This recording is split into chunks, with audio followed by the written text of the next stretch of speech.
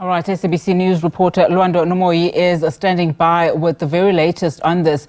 Lwando, thank you so much for your time. Of course, we've been watching those devastating scenes come out of that particular scene. Just talk to us about, what is happening at the moment. We spoke to various officials, of course, as they try and get the exact numbers in as far as this disaster is concerned. We know, of course, from disaster management, we spoke earlier on that 28 out of the original 75 people have since been rescued. Just, bring us up to speed in terms of what you know.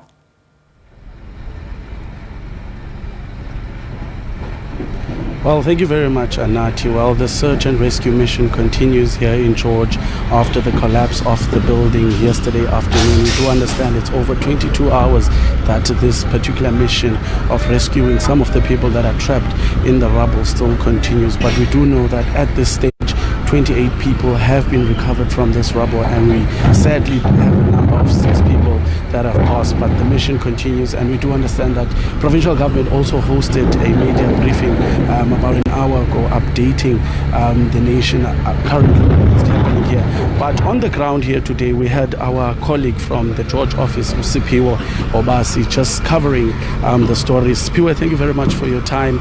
Let's just take it from the figures that we have currently and what transpired yesterday. You were the first man on the ground here since yesterday afternoon after this transpired. Yes, Lwando, indeed, around 20 past 2 on Monday afternoon, that's when this tragedy struck here in George. And from what we understand is that there were 75 people that were trapped inside, at the time. And then, as you've rightfully said, that at the moment they have retrieved 28 people.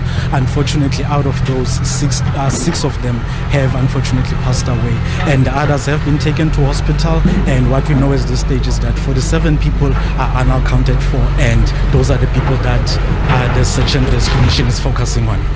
We do also understand that about an hour ago, the provincial government, together with other stakeholders, hosted a media briefing just to update. Just tell us in terms of the investigations. We do understand that SABC has also appointed investigators to investigate the cause. Indeed, according to Premier Alan Wind, what we know is that there's like a 3-part investigation, if I may call it that. The first investigation is done by an independent consultant that has been brought in, and then the South African Police Service is also conducting their own investigation, as well as the Department of Labour are also doing their own investigation. And also what came up from that media briefing about an hour ago, we've established who actually was responsible for the construction of this building, and the developer of the site is actually Neo Trend Group, and the name of the development is called ICE Projects. From what we understand from the department is that plans for the building were submitted in December 2022, and those plans were approved in July last year.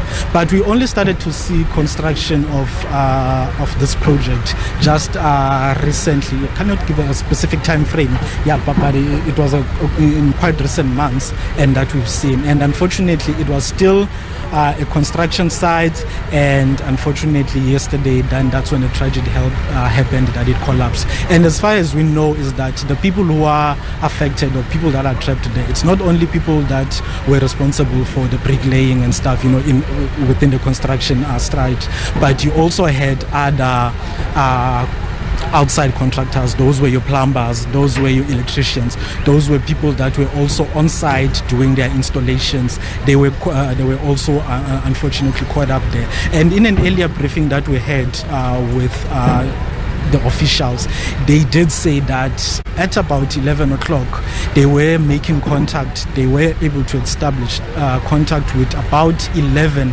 people underground, and they said probably the extraction of those people will happen sometime later this afternoon. And as you can see, with the work that is currently ongoing, that excavation is happening. They've brought in like a conveyor belt, and now, as you can hear, the scene has gone dead silent, that is also a silent call. That's when they've established someone that they may have been trying to communicate with them up there. So now they switch off the machines.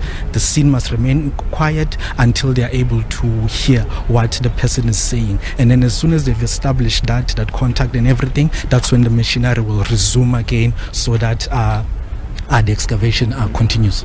And just also lastly, because we also need to be silent now at this point, just in terms of touching base with the families, have we managed to speak to some of the witnesses on the ground or families that have been affected?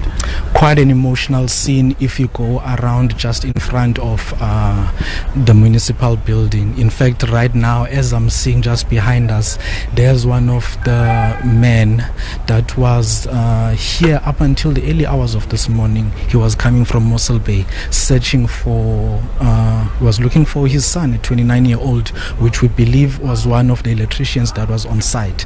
And it seems like even at this point, he hasn't been able to establish the whereabouts of his son. And provincial department did indicate that they are trying to keep tabs and to inform the family periodically as when things happen, so that they are up to date in terms of what is happening, who has been taken out, who has been identified, and all of that. But I can tell you, if you go across the side, while you are standing there, people start to break down, people start to cry. And also what I've seen, it's the, if I may call it that, the humanity of George people. People have come out to try and offer psychological support. If you are in front of that, if I'm just trying to listen to that command in case we need to move, but when those people are there, they are praying for the people, and psychological support, counselors are on site. So Thank you so much, Sipiwe. Anati, as you've heard it there from Sipiwe Obasi, one of our colleagues here at the George office at SABC, just briefly telling us what transpired since he was here yesterday afternoon. But as you can see as well, if my camera colleague Kumani Blom has just showed you what is currently transpiring, is that now there is a sign that they've heard someone or making contact with someone underneath the rubble. But it's back to you in studio. Wow, chilling scenes there. Of course, we have to end that conversation given just the situation on the ground. Of course, we heard earlier on too from officials that as they continue to rescue people under the rubble, it becomes very crucial to listen out to some people calling out. And that's what you heard there from Lwando Nomoyi as he was interviewing, of course, his guests there. There were signs of life underground. As we heard from the Premier of the Western Cape earlier on, these are the most crucial hours. They are looking at 48 hours that is very, very extremely high risk at this point in time. We know that it has been 24 hours or so, since that incident happened in George. So the next 3 days, we are told, are extremely crucial. And the only thing that these officials are paying attention to is saving lives. And after that, they will then go to another phase of the rescue mission, which is called layering. We were told a little bit earlier on, that's where rescuers will then start lifting some of the rubble, one layer at a time, and that then will continue. But so far, every indication is that there are still some people who are stuck underground. The number yet is not known in terms of who are those, and also, just the degree in which they are harmed is at this point in time.